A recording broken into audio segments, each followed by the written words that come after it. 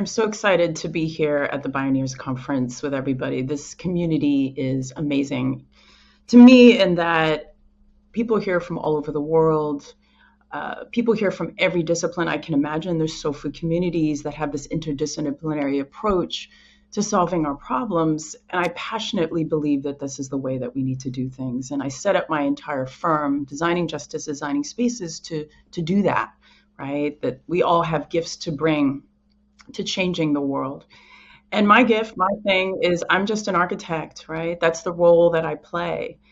And architecture is a thing that I don't know if everyone understands. You know, we are the folks who take the beliefs and the values of our society and manifest them in the world around us, right? To support our lives, to support the planet.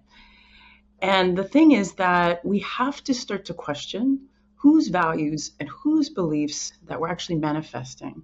I think I had a pretty visceral experience of this. I was able to travel the world for years, and I was really working for the 1%, y'all. Like 1%, the wealthiest people in the world. We were designing huge shopping centers, leisure precincts, retail precincts. And I'm not gonna lie, it was fun. I had a good time. But I also started to look around me and I started to see this, right? I started to see this whole other infrastructure, the gross inequity that the built environment was manifesting. I was seeing on my job sites 24 hours situations where the construction workers were basically living in squalor. But I started to see the informal settlements literally in the shadow of corporate towers. I started to see in this country BIPOC communities living in conditions where they had no access to basic resources, right? Food, adequate housing. And what I started to realize is that we were building a set of beliefs that were rooted in white supremacy, structural racism, patriarchy, classism, right? That I, as an architect, was actually manifesting the beliefs and values of a very elite group of people who didn't so much care about all of us. And I think the thing we have to note about this is architecture does this thing where it really anchors and foments our values and beliefs. And then it ricochets, right? It amplifies that. So we have to be careful what we believe and we have to be careful what we're building. And I kind of came back from all this travel, all this architecture world with a new set of eyes, right? And I started to see like, wow, we're living in somebody else's imagination. I love this quote by Ruha Benjamin, right, that says that we have to acknowledge that we're living in the imaginations of the elite. And as an architect, I was really building that. And in this country, I started to see deeply that there was one system, right, that was the most egregious and doing this in an intense way. And it was our system of mass incarceration. I think we have to know that mass incarceration in this country really impacts all of us. And we have about 6 million of our citizens under some form of carceral control. A grossly disproportionate amount of those are people of color, right? So in essence, we're building a structurally racist system. And this is what it looks like, right? This is what the architecture of the system looks like. What values and what beliefs is this communicating to us? Like, how do you even feel in your body when you look at this? I feel terrified, actually. And I see punishment. I see separation. I see security, right? I see power. And I don't want to reimagine this, right? This is not an imagination coming from me or anyone that I want to love and care for. And so what do, right? What do we build instead of this? And I didn't know what to do, right? I didn't know how design was going to impact and change a structurally racist system like mass incarceration. And then I heard about restorative justice, right? Thank God. It was it was like a light for me.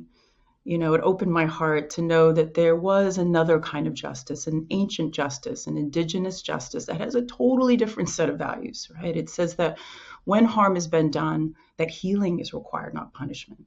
That those who have been harmed have needs that need to be addressed so they can be made whole. That those who have committed the offense or done the harm are obligated to make those amends. They are truly accountable. And that we could begin, perhaps as designers, to really support the re-indigenization of justice. What if we could start to talk to folks who have been most impacted by the system and see what kind of justice they might imagine, right? What kind of physical infrastructure that would look at. So I tapped into this ecosystem, right? This community that we're in now. And I started to work with a social worker and restorative justice practitioner named Dr. Barb Taves. And we started to run the first design studios inside of prisons and jails around the intersection of design and restorative justice. And they were coming up with incredible ideas, right? It changed my life to get to know these folks. So we built out our team, right? We started to grow. We started to talk to municipalities, community-based organizations. We started to work with systems impacted people and their communities of care. And we started to take these sort of creative tools that we'd use to design for the wealthy and begin to design with other folks and open up their imaginations, right? Like open up beyond the thing that we know to what could be, right? Our brains can move into a form of elastic thinking to begin to come up with new ideas. And so I think the time we spend together right now, it's really important just to share what we've been building together, y'all. What have we made, right? What have we imagined? What have we manifested so that we can begin to do more, right? And make more. And it starts small, right? Bigger is not always better, right? The small things can have huge impact. So we started with creating a peacemaking center, right? A space for restorative justice, a space that was bringing Native American peacemaking practices into a non-Native community for the very first time in the US. And we took a drug house and we turned it into a peacemaking center that had spaces for circles where elders were the judges, right? Moderating conflict. We had places to break bread, a relaxing space to be. And so it was interesting, though, right, that we were anchoring a restorative justice in a community, but new things started to happen, right? The place started to amplify and foment a totally different way of being. People started to come here and have quinceañeras. They started to have engagement parties here, baby showers, right?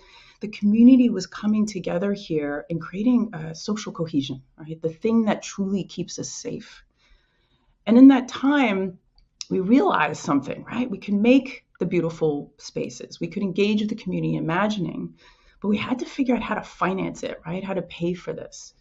So Designing Justice, Designing Spaces, the organization I helped co-found, really came out of that understanding that we could be architects and designers, but we had to also be real estate developers, right? We had to figure out how to finance it. And so Restore Oakland became one of our first attempts, right, to integrate that. We helped community organizers buy this building, find it, purchase it, and it became the country's first center for restorative justice and restorative economics. We were able to gut the building, right? And now we have space for community organizers to fight and end mass incarceration, to fight and end gentrification. We had a restaurant that trained low-wage restaurant workers to get living wage jobs and fine dining, right? Addressing the root causes of the system by bringing jobs and changing policy. We also had the first dedicated spaces in our county for restorative justice. So we were able to take what we learned in Syracuse and build it in so that young people were coming here, getting diverted out of court and into circles. And then the community is coming here to start to resolve conflict, right? We're anchoring and fomenting a new way of practicing. What we also noticed, right, that we could begin to address this, but we also saw that survivors, right, folks who had been harmed, had no place to be, right? No way to engage in a system in a way that was trauma-informed. So we started to do something called evidence-based design research and real-world projects to create a series of spaces that would really support survivors throughout the entire experience of recovering from harm. And through these sort of projects, we started to sort of see there are just some basic things that we need to create for healing, right? We have to create environments that are deeply embedded and connected to nature, right? That can moderate our fight, flight, and freeze responses. Spaces for refuge, right? That we can cool off and leave. Spaces where we can break bread, embedding objects of comfort, light, sound, texture, materials that are good for our senses, integrating art into a space so that people can see themselves. Like these are the kinds of spaces for justice that we can begin to make. And you know, the building of new things is necessary. But in the 80s and 90s, you know, we built hundreds of prisons and jails, right, all over the country. And so there's a kind of an unbuilding that has to happen. And so we started to create a new project type, right? We started to work with community organizers like Racial Justice Action Center and Women on the Rise in Atlanta. We're fighting to close prisons and jails. And we started with this project, a 475,000 jail in downtown Atlanta, that they had a different vision for, right? And so we started to work with hundreds of Atlantans to take this space of punishment and imagine it as a center for freedom and wellness. Like what even is that? Right. And so on the architecture side, we had to take off a lot of the outside, right? We had to literally let the light in. We began to open up the building. We began to integrate art into the facade that spoke about freedom, right? And a sense of liberation. And then we looked at demolishing all the cells, taking down the interior, and really turning that and transforming it into space for community. This is what folks wanted, right? More than anything, space for daycare, for their families, a space to come together. And so we began to understand that we couldn't just build the new things. We had to transform the old things that we had into something totally new. And we've been doing that. But, the infrastructure is expensive, right? It costs a lot to build and transform old things. And we knew we needed to stop investing in criminal justice and begin to reinvest in the communities most impacted. A jail can cost $300 million. But for $300,000, y'all, I can make a mobile classroom, right? So we started to do that, right? A classroom that brings GED and high school education to systems impacted folks coming home, their communities of care. People come here and be able to get their GED and high school diploma so they can get jobs. They're doing circles in here. They have reading groups. It is literally one of the most copied prototypes that we ever made.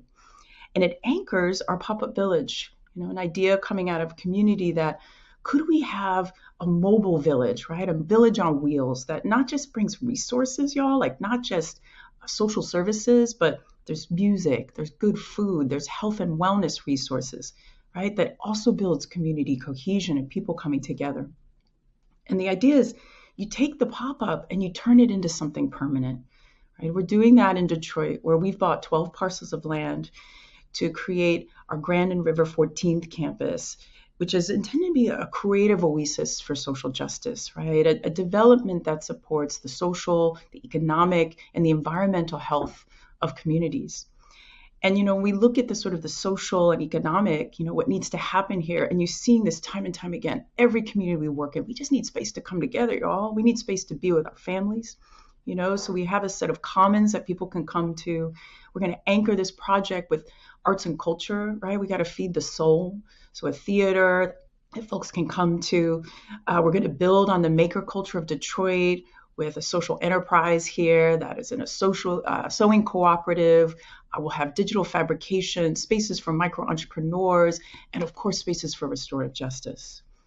And then on the environmental side, we've been so fortunate to work with the Biomimicry for Social Innovation Group, Arup Engineers, right? So we can start to build environmental sustainability into these projects that will be 7 generations out, right? And anchor that in communities that have never had this kind of infrastructure before. As we, look at where we do this, right? Where we invest, these are communities that have been hit hard, right? By structural racism and inequity, that have been hit hard by mass incarceration. And when we look at how we want to mass decarcerate, right? People are coming back to these communities from prison and jail, like 95%. And so another piece of infrastructure we've been working on are a different kind of campus, right? A campus for reentry, right? A place where folks can come home, where they can transition, where they have access to behavioral health resources, job training, a family reunification space where they can live. We've been working with Black churches to create these kinds of environments for men and women coming home. And what's been interesting is we've also started to create products, right? Look at something small. We've been designing and fabricating what we call mobile refuge rooms. It's our first patent. And this will provide a home-like environment in these campuses, where people can get some dignity and privacy in their lives. And, we start to look at how we can stack functions in our work, right? How can we begin to create small spaces, large campuses, and even a tool, right? This tool that we've started to create is our Alternatives to Incarceration tool. And what it looks at is it takes all these projects, right? All these typologies, all these prototypes, and it builds them into a database that communities can begin to imagine far beyond just the building, right? But to whole neighborhoods, We have hundreds of places, hundreds of spaces, not prisons and jails, right? Alternatives to incarceration spaces that communities can get access to. And they begin to plan out what their neighborhood will look like without mass incarceration and without the police state as we know it. Everything from diversion to reentry spaces, restorative reinvestments, youth spaces, spaces for behavioral health, spaces for youth, spaces for survivors. Y'all, there's a lot to build. There's a lot to build. So as we move forward, right, I want to invite you, I want you to join me in sort of thinking about what would our justice system look like with a different set of values in place, right? A system that values love, right? That is rooted in care. We can do this just as easily as we can build a prison or jail, maybe even easier. And I honestly don't think that there's a better community than this one to begin to reimagine what those spaces are. And so I want to thank you for spending this time with me today. And I'm really looking forward to everything that we're going to make together. Thank you.